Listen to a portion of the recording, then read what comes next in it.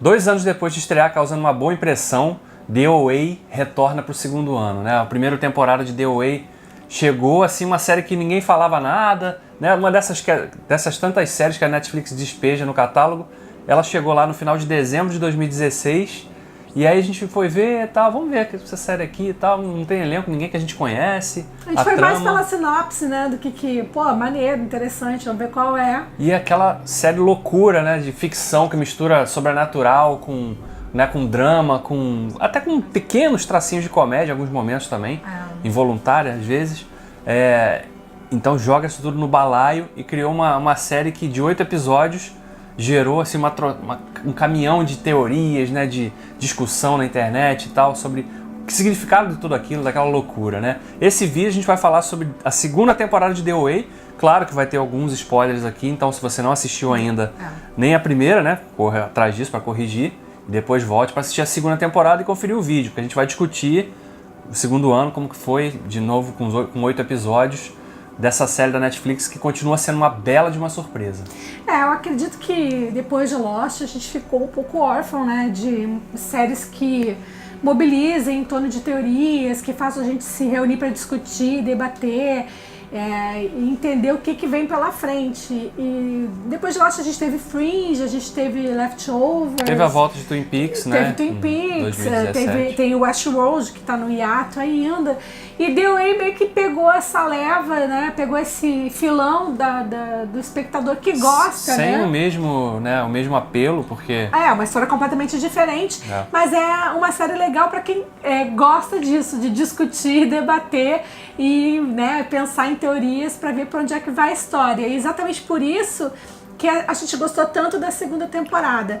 Já que a primeira temporada ela foi tão... ela foi criativa, inovadora e tratou de temas que a gente praticamente, né, misturados de uma forma que a gente nunca tinha visto. E a segunda temporada conseguiu imprimir ali uma identidade legal e deixou um gancho final exatamente para agradar o fã, né, que gosta desse tipo de série. E aí ficou, né, aquele ato ali, né? Porque, como eu falei, a primeira temporada estreou em dezembro de 2016 e a segunda só agora, em março de 2019, né? Então 2 anos e 3 meses aí, a gente pode colocar na conta. A gente ficou até um bom tempo sem saber se ia ter ou não ia ter. Aí ano passado, em 2018, a Netflix confirmou que ia ter a segunda temporada, né? Já deu uma animada. Tá, mas o que vai ser a segunda temporada? Mais do mesmo? Vão vão tentar uma coisa totalmente diferente do que foi a primeira? Vai ser uma antologia isso aí? E não, né? A segunda temporada veio para mostrar que eles estavam dando sequência à história da primeira temporada e introduzindo elementos novos. Além de introduzir elementos novos, a segunda temporada conseguiu introduzir personagens novos, resgatar os personagens da primeira temporada e expandir o universo da série. Porque a gente, no final da primeira temporada, a gente entendeu que era sobre, né, viagem entre as dimensões. Agora na segunda a gente teve certeza de que esse era e que elas acontecem, né? o tema central. Então, na verdade, a OA, ela é uma viajante, ela consegue viajar entre as dimensões e a gente conseguiu com a segunda temporada entender como é que funciona esse mecanismo. Se o estranhamento do final da primeira temporada com relação àqueles movimentos e a situação toda da escola, do tiroteio, causou aquele estranhamento, um pouco assim, tipo, eu mesma... Parecia deslocada, né? Eu mesma fiquei, caramba, mas eu achei esse final tão esquisito, o que, né? Agora ele faz sentido, porque você entende que esses movimentos, eles são essenciais para que se possa fazer para abrir o portal e permitir a viagem entre as dimensões.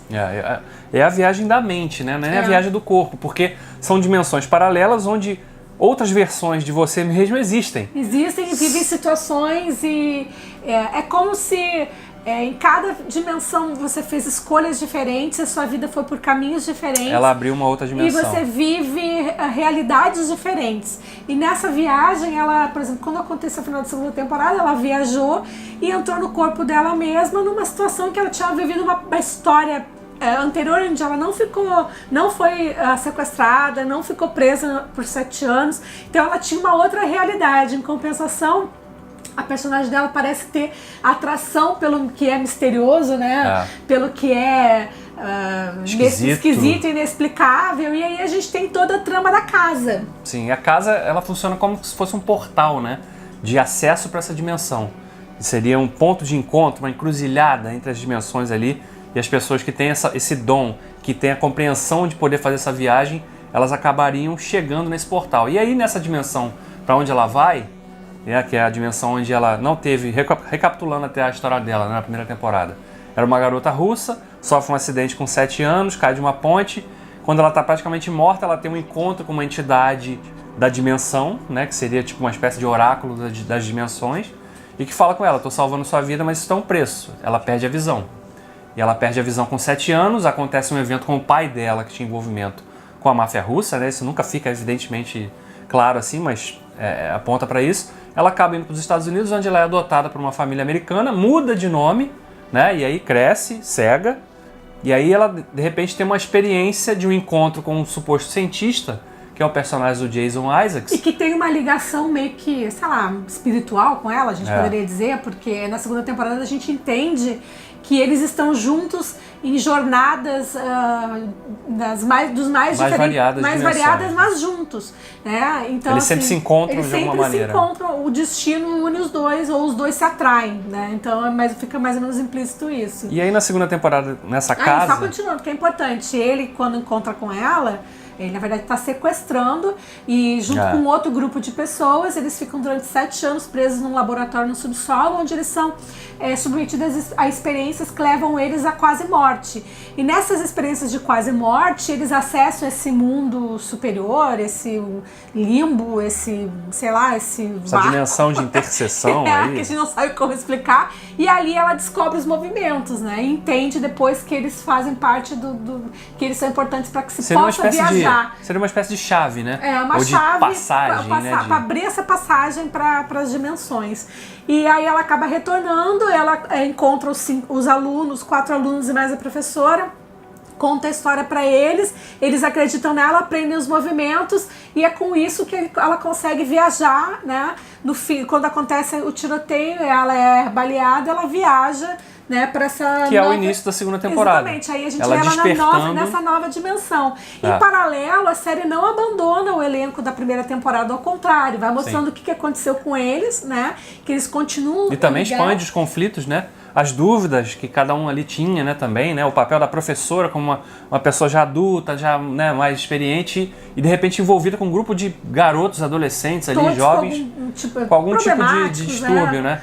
Distúrbio não, assim... Distúrbio, desvio acho que de se aceitar até na situação deles, eu diria que seria um distúrbio, eu diria assim, todos eles são problemáticos, assim, eles têm algum conflito, né, seja com família, com eles mesmos, ou mesmo com relação à história que eles viveram, né, porque para eles, eles estão lidando com a morte da Owain, né?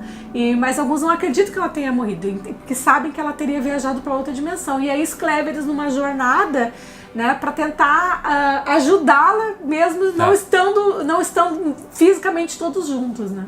E essa coisa da casa que a gente citou antes, que é muito interessante, porque é ali que surge um personagem novo na segunda temporada, que é um detetive, que engraçado até ele, de certa forma, eu acho que ele funciona até como aquele espectador que de repente estava lá navegando pelo catálogo da Netflix e deu away. Eu não vi a primeira temporada, não. Acho que vou começar a ver a segunda temporada. Porque é um personagem que chega, não sabe absolutamente nada daquela confusão toda, né? Ele está envolvido numa investigação do desaparecimento de uma garota que estava jogando um jogo. Que essa garota é a versão de uma das alunas naquela dimensão. Sim. Então ele se vê envolvido nesse jogo. Nesse jogo, entre aspas, né? Alunas não, aluno, me corrigindo. Sim, e aí ele tá ali, em determinado momento ele encontra a personagem da DOA, né, a Prairie, nessa dimensão, e ele acaba se envolvendo com aquele mundo, né, e ele mergulha fundo mesmo naquele submundo, na viagem das dimensões. Ele tem a experiência própria dele também, porque ele é um cara cético, né? Quando ele começa... Ele é um detetive, né? Então, sim, ele já tem um perfil... tá pensando em coisas práticas, factíveis, né? Não em suposições de viagens entre dimensões. Então faz esse contraponto legal também com a personagem dela, né? Com a personagem da Prairie, da Brit Marlin, que é autora e criadora da série. Então, por que é tão legal a segunda temporada? Porque a gente acha que foi um acerto e a gente quer muito que a série continue. Exatamente por isso. Por ter colocado esse elemento interessante do jogo que leva para casa e todo o mistério, todo o labirinto que é a casa, né? Por ter expandido esse universo e mostrado pra gente que é uma série sobre viagem entre dimensões, ou seja, é uma série sci-fi, né? E que parece ser uma série pensada realmente, né? Não tá acontecendo e vendo para onde vai caminhar, né? Não, ela tem claramente um esqueleto, assim. Aliás, isso é muito marca do trabalho da própria atriz. Porque depois que acabou a primeira temporada, a gente ficou super curioso, sabe? Quem é essa mulher? Que história doida é essa? E a gente descobriu que ela é também produtora, redatora, que ela trabalha... Ela teve vários... Roteirista, né? Ela teve vários filmes em circuitos alternativos, festivais de cinema, ou indicados ou premiados. A gente foi um pouco atrás do trabalho dela e a gente descobriu... Trabalho de autoria, de autoria dela. A gente assistiu 3 filmes. Um é o The East, que é mais focado... Conta a história de um grupo anarquista que... tá ali combatendo as corporações, o sistema, né? Para tentar expor a corrupção e a tentativa de a dominação das grandes indústrias no nosso modo de vida, no né? nosso modo de vida, a influência que elas exercem, a influência, né? a opressão capitalista. Então é uma pegada mais assim. Aí a gente tem o Another Earth, que é um filme muito legal. Uma outra terra, em português. Eles descobrem um planeta que é igual, entendeu? E nesse planeta existem pessoas, né? Por exemplo, eu, Juliana, também estou lá, entendeu? Não se trata de uma outra dimensão. Se trata de um outro planeta, né? Mas aí já brinca um pouco com a ideia de você existir em 2 lugares, né? Só que são consciências diferentes, né? E a história é bem interessante, vale a pena você procurar assistir esse filme, ainda mais se você curte sci-fi, é um filme bem legal. E o terceiro filme é Sound of My Voice, né? Isso. Que aí é o que tem um pouco uma pegada de DOA, porque nesse filme ela interpreta uma líder de uma seita que se desvinda do futuro, né? Aí ela revela que é um futuro de guerra, de dor, de fome, e aí 2 documentaristas tentam se infiltrar nessa seita para desmoralizar, né? Expor, achando que é uma fraude, e as coisas não saem muito como eles imaginam. São 3 filmes bem interessantes, bem autorais, né? E tem com identidade própria. E bem uma pegada de filme alternativo, ou seja, exatamente. Não tem aquela... Não é a mega produção hollywoodiana, né? São filmes bem sensíveis. Simples, né? E é uma parceria dela, né? Porque ela é roteirista desses filmes, produtora, e atua também, né? Porque ela é sempre protagonista ali. Com o diretor também, né? É o Zack Batman Ziegler, que é até um nome curioso, né? Ele também é diretor em The Way, né? Dirigiu a maioria dos episódios da primeira temporada, está presente também na segunda. Eles têm uma parceria aí nesses trabalhos, tanto na série quanto nesses filmes que eles fazem, né? Então ela é uma atriz muito interessante, porque ela se expõe bastante, né? E ela coloca muito o que ela pensa realmente do mundo, né? Ela é muito coerente, porque se você for procurar coisas sobre ela na internet, você vai ver que os trabalhos que ela faz, a série, os filmes, são muito coerentes com o modo, com o que ela diz, com o modo que ela vive, com as coisas que ela defende, prega. Então, assim, ela me parece uma pessoa muito interessante. Então, talvez isso reflita... Foge um pouco do estigma hollywoodiano, né? E talvez, eu acho que eu pelo menos vejo ela como uma pessoa que vai deslanchar, e talvez ela possa ser uma figura de influente, mas com uma visão de mundo um pouco diferente dos artistas que a gente costuma aí seguir e idolatrar, né? Sim. Então isso é um reflexo realmente do que ela pensa, né? Do que ela tem como visão de mundo. Ela joga isso para as obras dela. E The Way, tanto na primeira, acho que principalmente na segunda temporada, são um reflexo disso, né? E um reflexo interessante, porque você fica instigado por aquela história, né? Porque são discussões que são um pouco mais profundas e filosóficas do que a gente está acostumado a ver.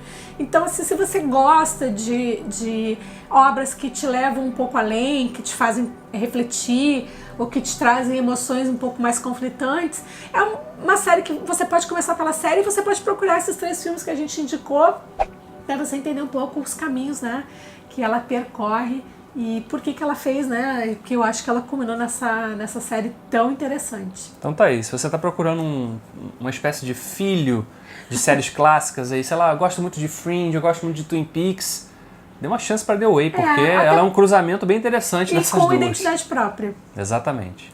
Pessoal, até a próxima. Tchau. Tchau.